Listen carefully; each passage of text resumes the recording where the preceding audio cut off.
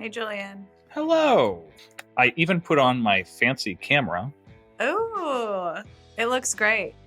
I Yeah. was totally shown up last week. Somebody joined with it looks like a NASA camera, just like the level of detail. And Yeah. I was like, I'm hmm rolling with the MacBook Air camera. You don't want to see your own pores. I'm at that age where I don't want to see my own pores, right? It keeps us humble. So Yeah. Well, but I have one of these guys because I know you care a lot about the audio, which is great. And so we are joined by a preamp and I think a Sennheiser or something. oh my And gosh, these are words I don't know, but it sounds they official, are words. So. They're words. Julian, I'm so excited to meet you. This is going to be really fun. Your bio is ridiculous, so I'm just going to run down the gamut. It doesn't feel ridiculous over here, so thank you for that. Ridiculous in a good way. Yeah. You know, there's several uses of that term, and I just want to clarify it's the positive way. Okay, yeah. Well, sweet. Let's get into it. We've got Julian Smith today. And Julian, today you are the CEO at Practice. You are also a New York Times bestselling author, which we're going to talk about today. And you're based in Montreal. That's right. Yes, I am. We've had several Canadian, probably a higher than average ratio of Canadians to Americans on this podcast. Okay. So everyone will thank you for boosting those numbers. So Julian, you've helped to start many companies, including Breather, which you raised $150 million through a Series D before handing it over to a hired CEO. You've also coached other CEOs. That's right. And so you've seen a lot on the ground, and I'm excited to get into some of those stories today.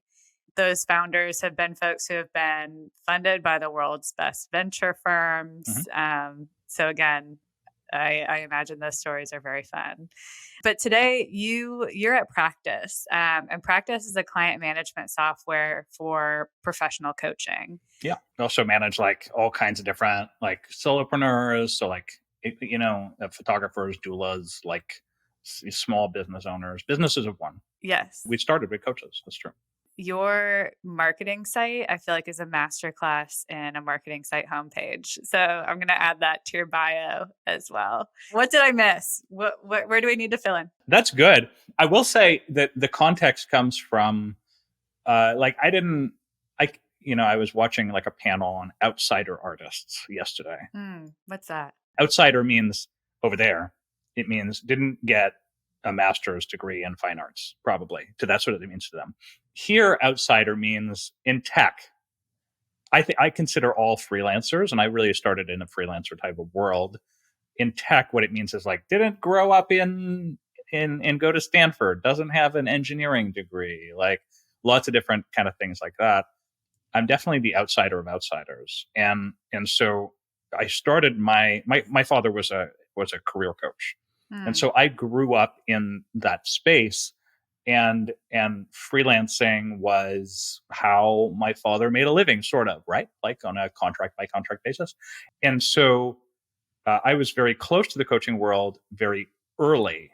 And that resulted in, I think, a great deal of empathy for kind of that person who's getting started on their own. And so Breather, which was a commercial real estate tech company that grew to 10 cities and hundreds and hundreds of buildings, and that allowed anyone to unlock a space with their phone and use it principally as a meeting room is how it's mostly used. Cool. My first customers were coaches and people hosting pop-up shops and all these different things. And it grew to 10 cities, hundreds of buildings where people could unlock the space with their phone. It was a very powerful kind of thing to be able to help so many people that are getting started and that didn't have the infrastructure, right? And so Practice just tries to do that. We help businesses, mostly businesses of one today, build the infrastructure so that they don't have to think about it. So I'm a coach only to a few CEOs at any given time, a few founders at any given time.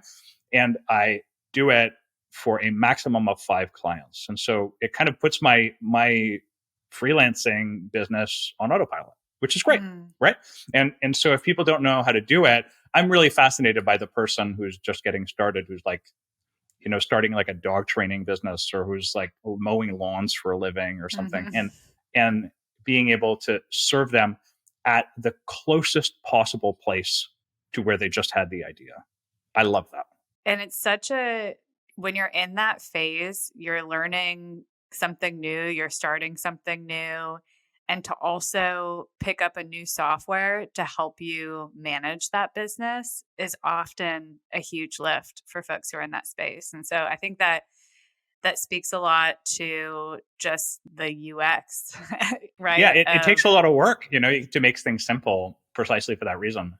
And I always think about, because we began with coaches, even though we're past that today, coaches are often, it's their second career as well, right? Right. So what that means is that they're probably older, they're middle-aged or older. And I will never forget, like, one of my first customers that was a total stranger. And they came in like during like a November or December, where I was like, where is this random person coming from? And his first name is David. And he was in New Zealand, and he's still a customer today. And David was like 75, I feel like. And I was like, wow, this is amazing. So I'm so dedicated to this craft of like trying to make things really simple for people. Yeah. And making them really intuitive. And so I guess the two really connect to one another. Right. And I hadn't thought about how your work at Breather and your work at Practice were really, the foundation was the same, right? Yeah. Which is just like creating infrastructure for the same user group that often, frankly, is ignored in technical solutions because they're businesses of one. And so you've got to be super committed to that user group.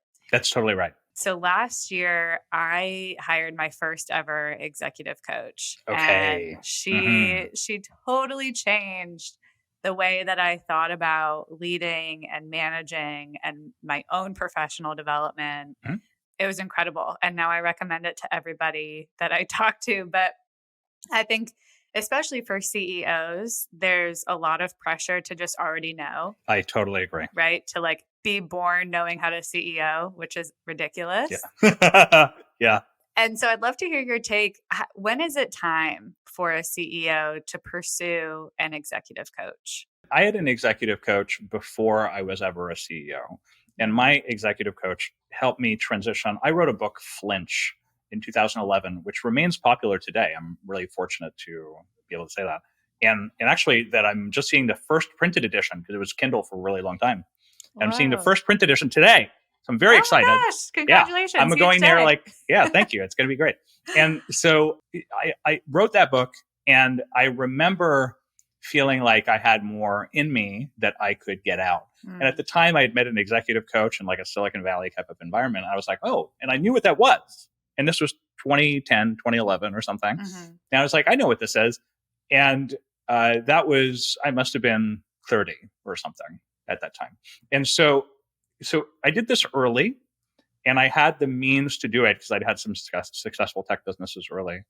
And I will say that to have that mirror, even before I started the business, was helpful because it helped me really crystallize what it is that I wanted to do. And it helped get that feedback. I think you're totally right that a person is isolated when they are a CEO. They're learning how to do the job. The people that I do it with are funded. They're funded usually by a round of angel investment or more, going from, let's say, as little as 2 or 3 million when they started, all the way up to like 50 and more today. And it doesn't really actually really matter what phase they're in. Right. They're always isolated. They have to learn on the job, right? You have to be as first like no one's going to teach you that maybe they try to teach you in an MBA and they give you the fundamentals and tools if you even do that, which most don't. But even if you did, it doesn't teach you the real challenges, the hard thing about hard things, which is what Ben Horowitz would call it, which is the psychology. Like, how do I remain motivated? Oh my God, I can't sleep because I didn't, this client churned out and they're not renewing, and that's a huge deal for my business, right? Or the business is doing well, but someone is underperforming, but I kind of still believe in them. Like, what am I supposed to do? Like, that's like 100 different decisions at any given time that they're making by themselves.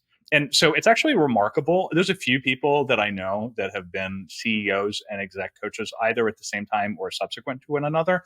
One is me, and another one is Chad Dickerson, who was the first CTO at Etsy, and then became CEO, and then made them public, and since then has become an executive coach. And he said that people really like that he was a CEO before. I think people like it that I was a CEO and am one, because it means that there's a set of things that are tactical that I can confront. But it also means that I'm challenged by this idea of, like, there's a part of me that just wants to be like, well, here's what you got to do. Yeah. I'm using my CEO voice. It's here's what you got to do. And actually, you should not do that, because you should base what how you're engaging with the person as they have all the tools they need to succeed. And they have the intelligence to succeed, and they have the emotional intelligence to succeed. And you're just sort of like, you're like shoveling the snow so that the car can get out, you know? Oh, that's an interesting metaphor. I just made it up, but it kind of works. It's good. I like the way your brain works. Yeah, for me, it was really the first time in my career where I could talk through a problem with somebody without worrying about how they were perceiving my ability. Right. Because when you're in the context of a team, there's always that dynamic, right? Whether you're talking to somebody who manages you or someone who you manage. And even in the context of professional networks, right? Like, we maintain totally professional networks because they're supportive, but also it's because that's a pipeline. That's a future pipeline of employees or employers, you know? And a coach was the first time that I was like, I don't have to maintain any sort of posture with this person. I can just be kind of totally honest and lay it all out there and see, get a mirror back. So it was really magical. So I don't know. I think when I think about timeline, like, when is it appropriate? I always say as soon as possible. But is there anybody in your book who's not quite ready for it? Certainly that's the case. I think it's more like, first of all, is it within the means of the business that you're running, or you, right? And the second one is it the right person? Because one of the challenges that we face in coaching is that anyone can do it. You should, if you are getting a coach, maybe you care or you don't. Some people who are CEOs know that I've been one, and they don't care if I have any certification or I've been through anything, right? But it would be nice if I had some principles behind what I was doing beyond just shooting my mouth off as a CEO. Or I read a book about it. Right? So I think it's more like they will find, like, y'all will find one another. My coach is a guy called Ed Batista. He's one of the oldest Silicon Valley coaches that there are. And I introduced Ed to someone recently in my network, and he was like, wow, what an incredible, this guy is a surfer. And he said, Santa Cruz to Fino vibe, which is like laid back type of energy. And he was very excited to meet them. But my buddy could have met like 10, 15 other coaches and not felt that. It has to feel good. And that's actually maybe the job of the coach, to make it feel good. Right. To be able to we call it you might call it like holding space for the person. But that lack of judgment is so important, because like when are you, I don't know about you, but like, you hold a high standard for yourself. You're out there in the world, as you said, your network could also be future clients or referrals. Like, you can't help but kind of want them to think a certain way about you. And that purity of just holding space for someone, and they're like, I'm just here, Right. I love that. So there are times when I find myself doing a coaching call and I'm cynical about it. And the reason I'm cynical about it is because my father was a coach. Yeah. Right.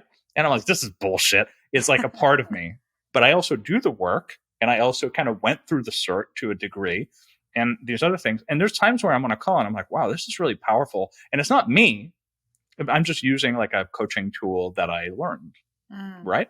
And I love that I get to kind of like be a witness to that. So I have this funny, nice experience where I get to work on something that is scalable, which is really exciting to be able to serve hundreds of people. Like just today, 10, 20 customers came in.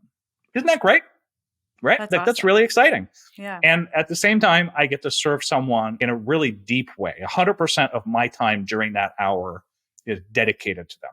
Like that's a great combo. So it feels that the energy needs to be right between the two people. And if that's the case, go find someone. It can feel like you don't know anybody who has a coach maybe, and you feel like it's weird or it's woo woo, and it can be woo woo, but I don't know. I'm happy that it's growing.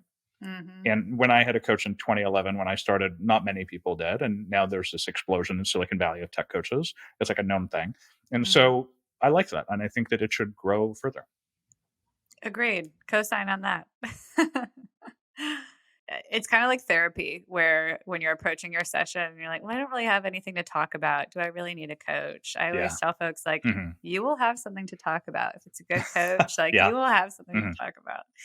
Okay, Julian, your two other loves, building and leading companies and writing this book. Talk to me about the Venn diagram of those two things. Like, what's similar when it comes to building a company and writing a book? What's different? Like, talk to me about your experience. So I wrote 3 books. I probably at some point. I didn't realize you wrote 3. Oh, okay. Oh my yeah, gosh. I was like more stating for the audience. Yeah, I've written a few, and I wrote some ebooks as well. And it's like I've been on the internet for a long time.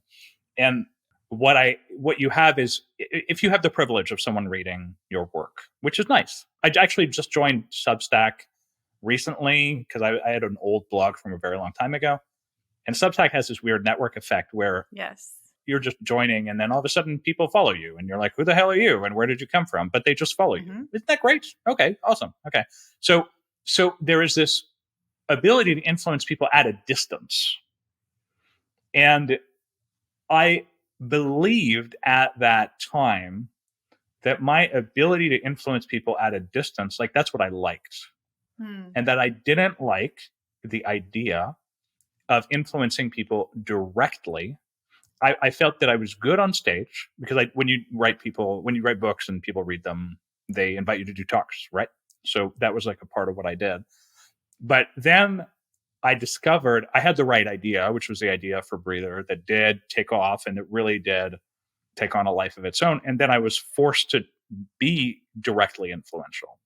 Right? To be literally in front of a bunch of people that I employed, and to be able to motivate them, which I hope I was able to be successful at sometimes. And so the idea forced me into a position to grow my capabilities that I didn't think that I had. I had certain boundaries, but I wanted, back to this whole art thing that I was watching yesterday. The 2 artists were, Woody Diothello, artist from Oakland, who does these really cool works. And another one was a Canadian artist called they're like 25. Tao Mills, I want to say, who's another successful artist. And they were talking about how being able to be at a place where they could engage an assistant, which is really hard for an artist to do.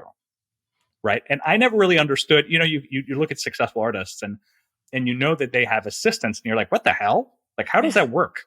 Yeah. It doesn't really make sense. And what I realized, and they portrayed it very clearly by saying, it's when your ideas, there are too many of them for the amount of work that you can personally do. Aha. Okay. And so I discovered that to influence people directly and to be able to take an active relationship with them, to work with them, to be they're your customer, or you work with them and they're part of your team. Those things are actually way higher leverage. So I discovered that I like both. I guess I was challenged by the type of the book that I'm seeing later today in print version is a book called Flinch. And the book is really short and it went super viral.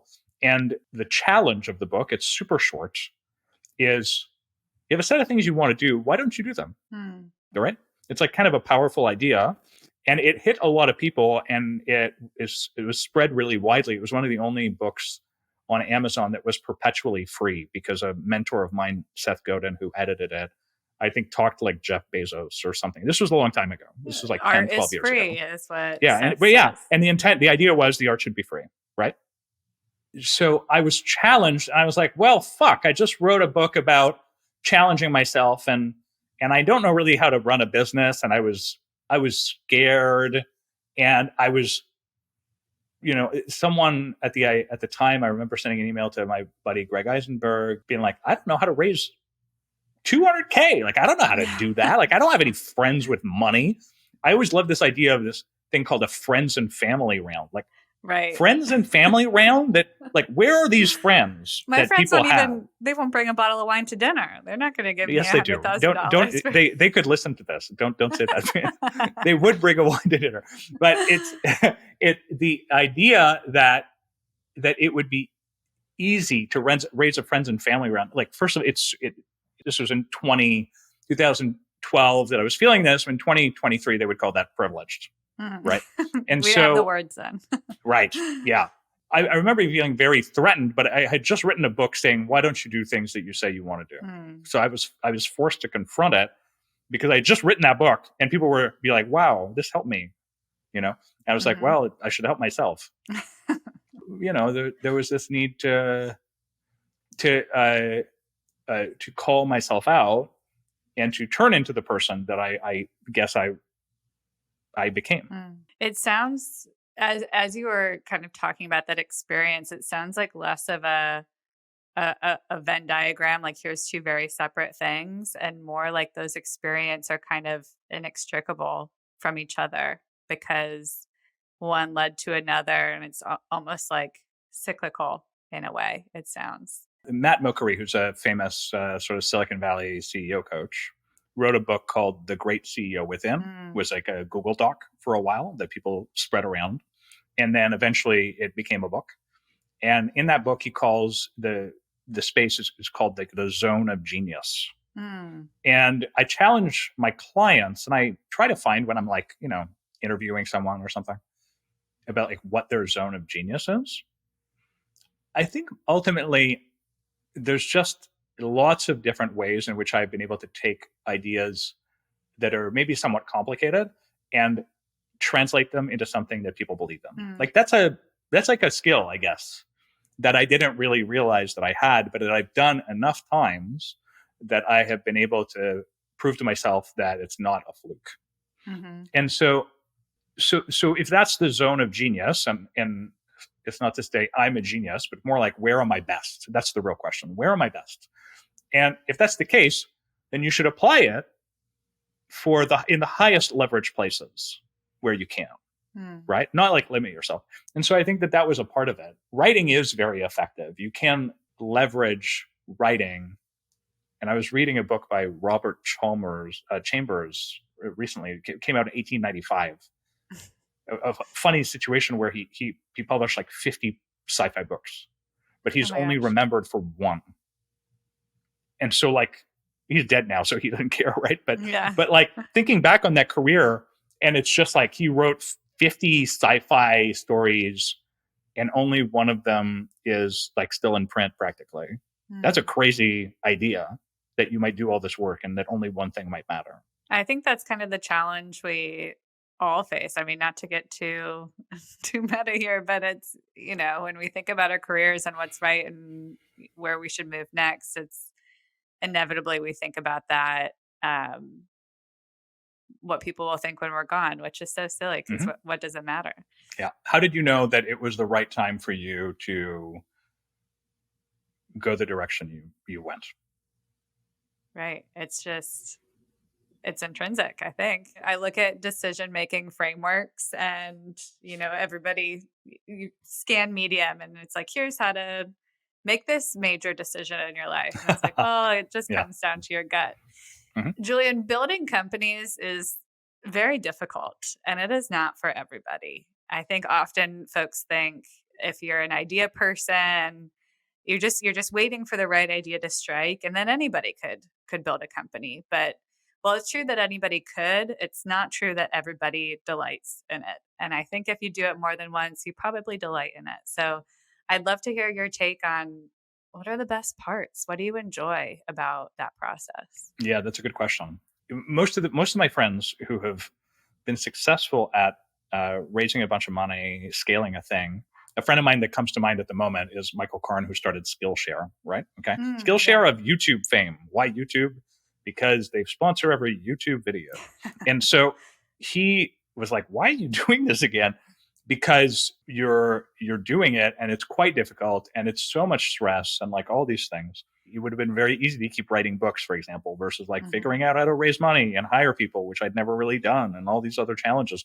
In my case, I was so compelled by the raw capabilities of the highest value people that I worked with at Breather.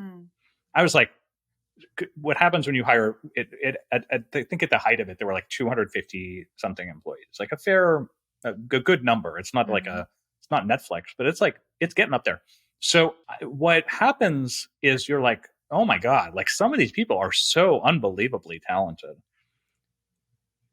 I found that doing hard things was really challenging.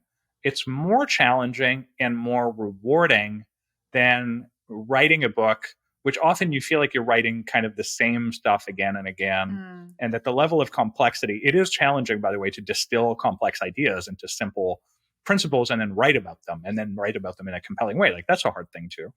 But there's something about being able to, like, there are people that I have worked with that I feel like today I would always work with. I was just like, I've got to work with this person again in some capacity because the talent is there. And what happens in venture, and what I mean is when people invest in companies, right? It's like, it's a place that Facebook and Airbnb came from, and Uber came from, and Google came from, and Apple came from, actually, right? And so that way that people start companies creates a confluence of speed and talent and motivation. And there's not a lot of places, right? Like if you looked at nonprofits, you're going to get motivation and you're probably going to get talent, but are you going to get speed? No. So there's not a lot of places where that happens, and tech happens so fast. And so I don't know. I just felt that it was one of the highest leverage places that I could be, and that it's back to this whole thing about like you serve one person. If you're going to serve one person really deeply, like that's super interesting, but also it is very compelling. Like I think at the height of it, maybe like millions of people have used Breather in big cities, and I find people that have been really meaningfully affected by it. It turned into like a brand, and it happened kind of under my nose because I'm in Canada. I don't really pay that much attention to it. But in New York, in San Francisco, in Los Angeles, in London, all these people knew about it. So the power and the speed at which that happened is just like, oh wow, Right. So it's hard to do something else after that. It is, and I think once you identify the space that gives you the most energy, the kind of work that gives you the most energy, that is such a huge unlock in our professional lives.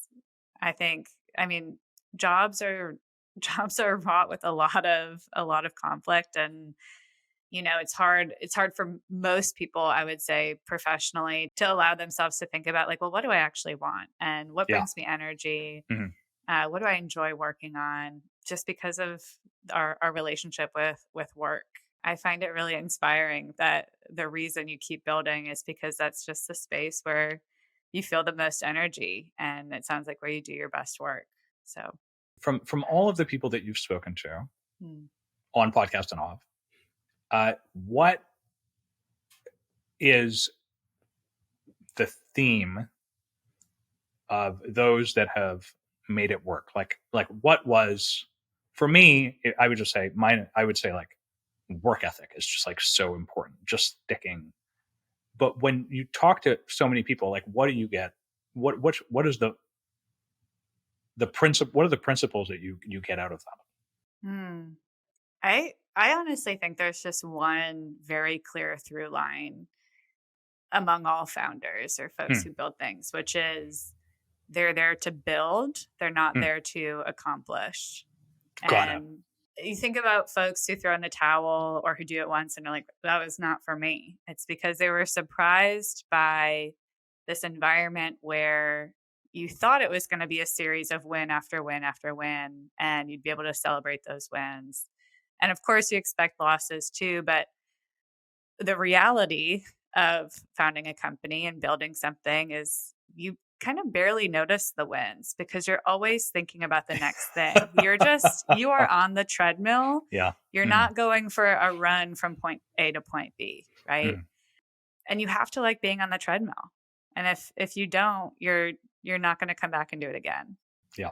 I agree with that. It's one of the reasons that I always advise people that starting a company has got to be in a wheelhouse of something you really care about. Mm. And there's probably not a lot of those, right? There's probably not a lot of things that your word through line, I think, is very strong.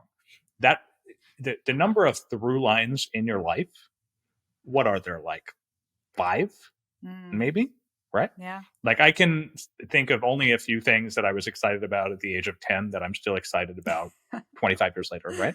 There's not that many. So people change, et cetera, et cetera, et cetera, but also people stay the same.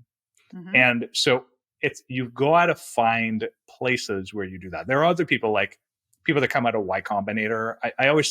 The example I always use is Jack Altman, who started Lattice. He started a company and it made performance review software.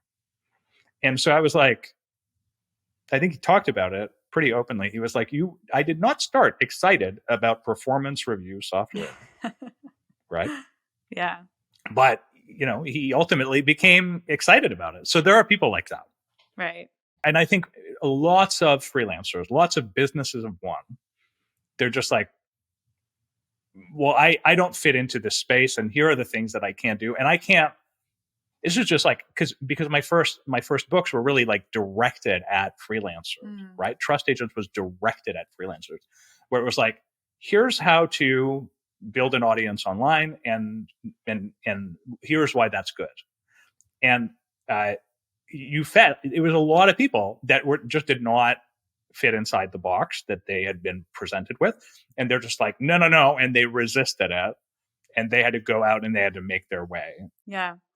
You talked a little bit about one of the great joys of building a company is just being able to work with incredible talent that knocks your socks off. And you've had a front row seat to several other companies as they've been built across different industries. Mm-hmm. And our thing here is hiring, building teams, how people think about that. So I'm curious, what are the challenges that you've seen that have been similar regardless of industry? I will say that the top people always have a certain set of qualities, and that I've become very principled about hiring. Like it happens over time. Like you have to fire a certain number of people to get to like 300 people that you've hired, or whatever the number is that I've hired. Right. It's more than that, but it's like you have to there's a certain amount that's not going to work out. And so I remember doing it on instinct. There were several mistakes that happened. And one of them was just like asking rando questions, which I think everybody goes through that phase of like, yes. I'm just going to ask stupid shit. Right. I'll just know when I know. I'll know when I know. No, you won't. Yeah. You will not.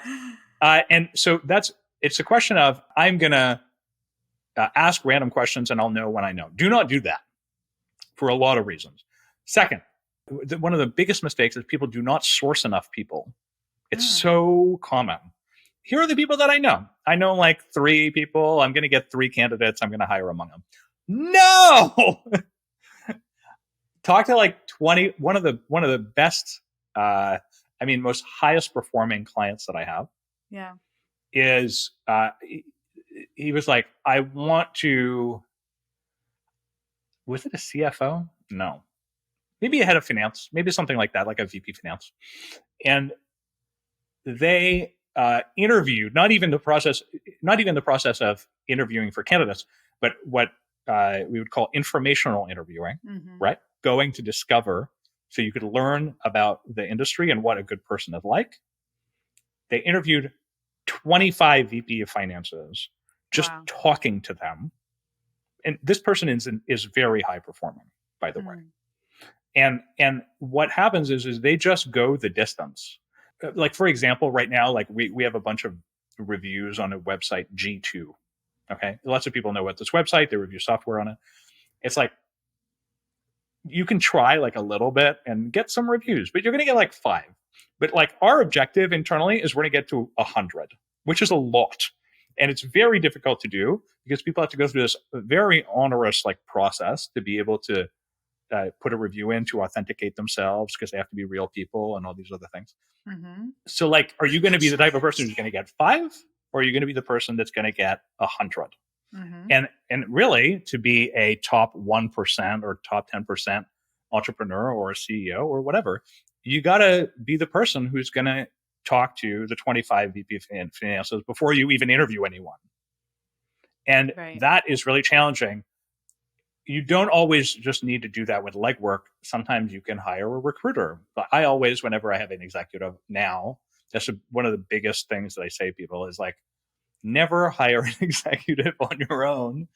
Always hire the best possible recruiter, and then talk to 5 recruiting firms before you do it, right? So that you can get a gigantic source of people. The leverage of hiring the right person, which comes with a lot of pre-work, tons of it, ultimately results in much less post-work. The post-work is how much you have to support that executive, or maybe replace them if it doesn't go the right way. So instead of doing that and just putting the work off, why don't you do it up front? And then you've hired a great recruiting firm, or you've talked to 25 people, or you know exactly what the candidate is going to look like. You know, like all those things, those are much more effective uses of your time. It really is, because the CEO job is actually ultimately a human job, right? You're not writing code, maybe you're building product, but ultimately that gets outsourced as well. You're not selling, even though you begin selling, ultimately later on you do not. And so it is ultimately a human job about managing and creating high performance and high empathy culture where people want to stick around and they want to do something really great of their own volition. You can't make them do it. They have to want to do it. And so that's how you really get where you need to go, I think. Right. It sounds like the key mistake you'd caution folks to avoid is not having a clear archetype of what good looks like before you go out and hire. Yeah, that makes a lot of sense to me. And that has to come from lots of information gathering without something in your mind ahead of time. Because they often, the amazing part about finding talent fundamentally is about finding talent that's mispriced, right? Interesting. Like the same way you would find a stock, right? Yeah. And you're like, oh, it's actually, I'm confident that it's going to be at $100 one day, but I'm buying it here at $10. And so what you want to do is you want to find talent that is mispriced, because all the talent that is not mispriced, they're at Facebook or at Google, or they're making $500K a year at Salesforce or whatever. You know what I mean? Like if they're not mispriced, they have been found. So your job is to find the unfound thing, right? The needle in the haystack, so to speak. So not only do you have to find people that are affordable, but you have to find one that should not be affordable. Is, but should not be. And when you find them, there's one particular person I will not name, but it's like I convinced them to move from the Philippines. They were actually Canadian, but they had moved to the Philippines. They were like in process of moving. And I was like, stop. And I did convince them to not move to the Philippines. And they worked, and they became a really high performing person in my previous company. And so finding that mispriced asset is so important. one of the biggest things is just how much energy do they bring, right? There's Yeah. a very good book about this called Hiring with Your Head, that is almost like checklist kind of hiring. There's another type book called, which is very famous in sort of tech, which is called Why, W-H-Y.